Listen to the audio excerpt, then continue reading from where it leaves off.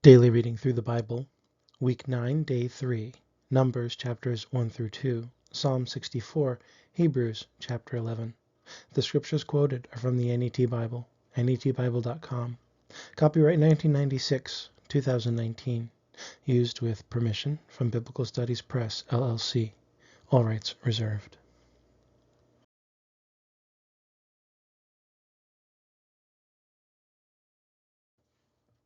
Numbers 1.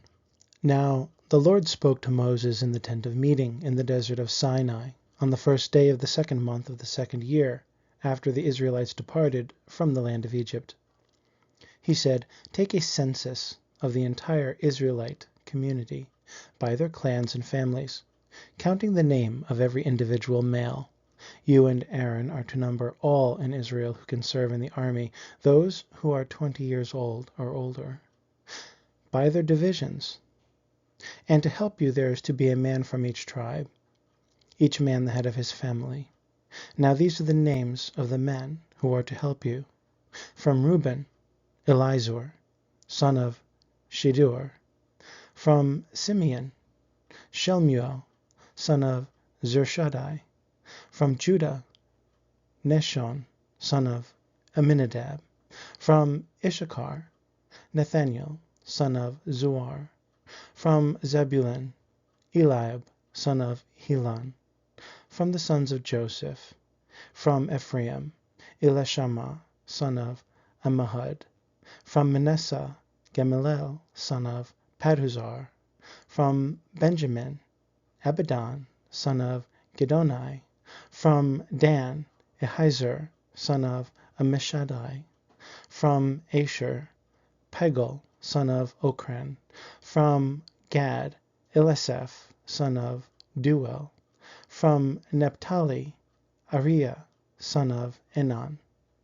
These were the ones chosen from the community, leaders of their ancestral tribes. They were the heads of the thousands of Israel. So Moses and Aaron took these men who had been mentioned specifically by name, and they assembled the entire community together on the first day of the second month. Then the people recorded their ancestry by their clans and families, and the men who were 20 years old or older listed by name individually, just as the Lord had commanded Moses. And so he numbered them in the desert of Sinai, and they were as follows: the descendants of Reuben, the firstborn son of Israel, according to the records of their clans and families, all the males 20 years old or older who could serve in the army were listed by name individually. Those of them who were numbered from the tribe of Reuben were 46,500. From the descendants of Simeon, according to the records of their clans and families, all the males numbered of them 20 years old or older who could serve in the army were listed by name individually. Those of them who were numbered from the tribe of Simeon were 59,300. From the descendants of Gad, according to the records of their clans and families, all the males 20 years old or older who could serve in the army were listed by name. Those of them who were numbered from the tribe of Gad were 45,650.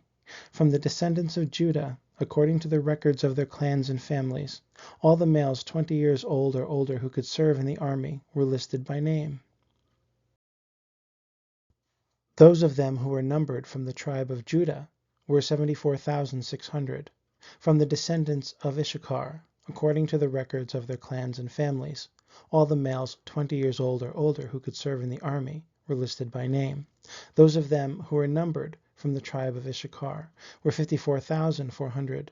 From the descendants of Zebulun, according to the records of their clans and families, all the males 20 years old or older who could serve in the army were listed by name. Those of them who were numbered from the tribe of Zebulun were 57,400.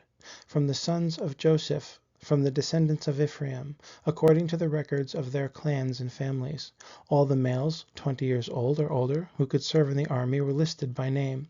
Those of them who were numbered from the tribe of Ephraim were 40,500.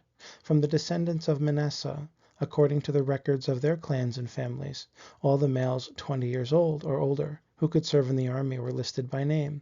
Those of them who were numbered from the tribe of Manasseh were 32,200.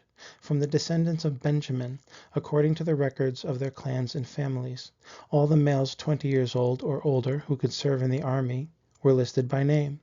Those of them who were numbered from the tribe of Benjamin were 35,400. From the descendants of Dan, according to the records of their clans and families, all the males 20 years old or older who could serve in the army were listed by name. Those of them who were numbered from the tribe of Dan were 62,700.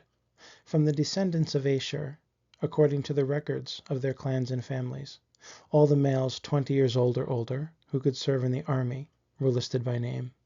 Those of them who were numbered from the tribe of Asher were 41,500. From the descendants of Naphtali, according to the records of their clans and families, all the males 20 years old or older who could serve in the army were listed by name. Those of them who were numbered from the tribe of Naphtali were 53,400. These were the men whom Moses and Aaron numbered along with the 12 leaders of Israel, each of whom was from his own family. All the leaders who were 20 years old or older who could serve in Israel's army were numbered according to their families, and all those numbered totaled 603,550. But the Levites, according to the tribe of their fathers, were not numbered among them. The Lord had said to Moses, "Only the tribe of Levi you must not number or count with the other Israelites. But appoint the Levites over the tabernacle of the testimony, over all its furnishings, and over everything in it. They must carry the tabernacle and all its furnishings, and they must attend to it and camp around it. Whenever the tabernacle is to move, the Levites must take it down, and whenever the tabernacle is to be reassembled, the Levites must set it up. Any unauthorized person who approaches it must be killed. The Israelites will camp according to their divisions, each man in his camp, and each man by his standard. But the Levites must camp around the tabernacle of the testimony, so that the Lord's anger will not fall on the Israelite community. The Levites are responsible for the care of the tabernacle of the testimony. The Israelites did according to all that the Lord commanded Moses. That is what they did." Numbers 2. The Lord spoke to Moses and to Aaron. Every one of the Israelites must camp under his standard with the emblems of his family. They must camp at some distance around the tent of meeting. Now, those who will be camping on the east, toward the sunrise, are the divisions of the camp of Judah under their standard. The leader of the people of Judah is Nahashon, son of Amminadab. Those numbered in his division are 74,600.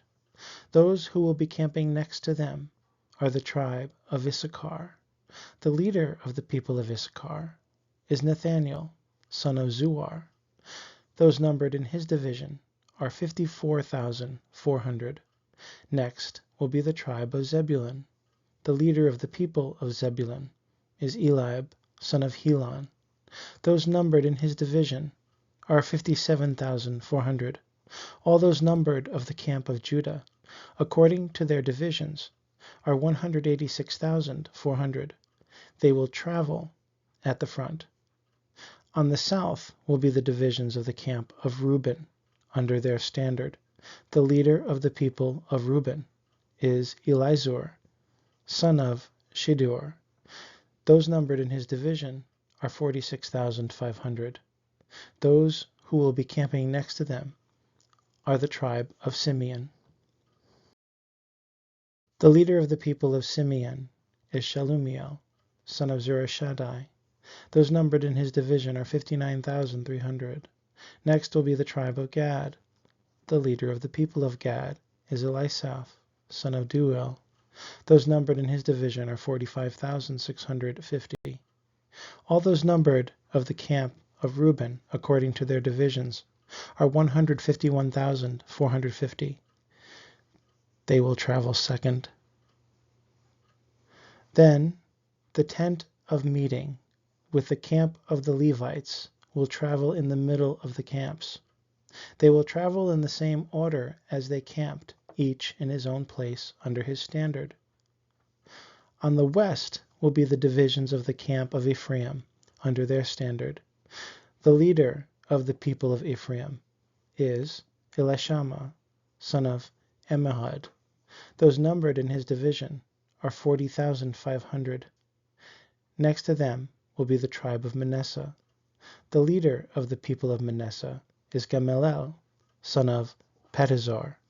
Those numbered in his division are 32,200. Next will be the tribe of Benjamin. The leader of the people of Benjamin is Abidan, son of Gedoni. Those numbered in his division are 35,400. All those numbered of the camp of Ephraim, according to their divisions, are 108,100. They will travel third. On the north will be the divisions of the camp of Dan, under their standards. The leader of the people of Dan is Ahiezer, son of Ammishaddai. Those numbered in his division are 62,700. Those who will be camping next to them are the tribe of Asher. The leader of the people of Asher is Pagel, son of Okran. Those numbered in his division are 41,500. Next will be the tribe of Naphtali. The leader of the tribe of Naphtali is Ahira, son of Enan. Those numbered in his division are 53,400. All those numbered in the camp of Dan are 157,600. They will travel last under their standards. These are the Israelites, numbered according to their families. All those numbered in the camps by their divisions are 603,550. But the Levites were not numbered among the other Israelites, as the Lord commanded Moses. So the Israelites did according to all that the Lord commanded Moses. That is the way they camped under their standards. That is the way they traveled, each with his clan and family. Psalm 64. Listen to me, O God, as I offer my lament. Protect my life from the enemy's terrifying attacks. Hide me from the plots of evil men, from the crowd of evildoers. They sharpen their tongues like swords. They aim their arrows, a slanderous charge, in order to shoot down the innocent in secluded places. They shoot at him suddenly and are unafraid of retaliation. They encourage one another to carry out their evil deed. They plan how to hide snares and boast. Who will see them? They devise unjust schemes. They disguise a well-conceived plot. Man's inner thoughts cannot be discovered, but God will shoot at them. Suddenly, they may be wounded by an arrow. Their slander will bring about their demise. All who see them will shudder, and all people will fear. They will proclaim what God has done and reflect on his deeds. The godly will rejoice in the Lord and take shelter in him. All the morally upright will boast. Hebrews 11. Now faith is being sure of what we hope for, being convinced of what we do not see. For by it the people of old received God's commendation. By faith we understand that the worlds were set in order at God's command, so that the visible has its origin in the invisible. By faith Abel offered God a greater sacrifice than Cain, and through his faith he was commended as righteous, because God commended him for his offerings. And through his faith he still speaks, though he is dead. By faith Enoch was taken up so that he did not see death, and he was not to be found because God took him up. For before his removal he had been commended as having pleased God. Now without faith it is impossible to please him, for the one who approaches God must believe that he exists, and that he rewards those who seek him. By faith Noah, when he was warned about things not yet seen, with reverent regard constructed an ark for the deliverance of his family. Through faith he condemned the world and became an heir of the righteousness that comes by faith. By faith Abraham obeyed when he was called to go out to a place he would later receive as an inheritance. And he went out without understanding where he was going. By faith he lived as a foreigner in the promised land, as though it were a foreign country, living in tents with Isaac and Jacob, who were fellow heirs of the same promise. For he was looking forward to the city with firm foundations, whose architect and builder is God. By faith, even though Sarah herself was barren, and he was too old, he received the ability to procreate, because he regarded the one who had given the promise to be trustworthy. So in fact, children were fathered by one man, and this one as good as dead, like the number of the stars in the sky, and like the innumerable grains of sand on the seashore. These all died in faith, without receiving the things promised, but they saw them in the distance, and welcomed them, and acknowledged that they were strangers and foreigners on the earth. For those who speak in such a way make it clear that they are seeking a homeland. In fact, if they had been thinking of the land that they had left, they would have had opportunity to return. But as it is, they aspire to a better land, that is, a heavenly one. Therefore, God is not ashamed to be called their God, for he has prepared a city for them. By faith, Abraham, when he was tested, offered up Isaac. He had received the promises, yet he was ready to offer up his only son. God had told him, "Through Isaac descendants will carry on your name."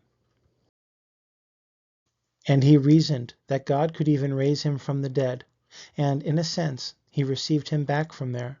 By faith, also, Isaac blessed Jacob and Esau concerning the future.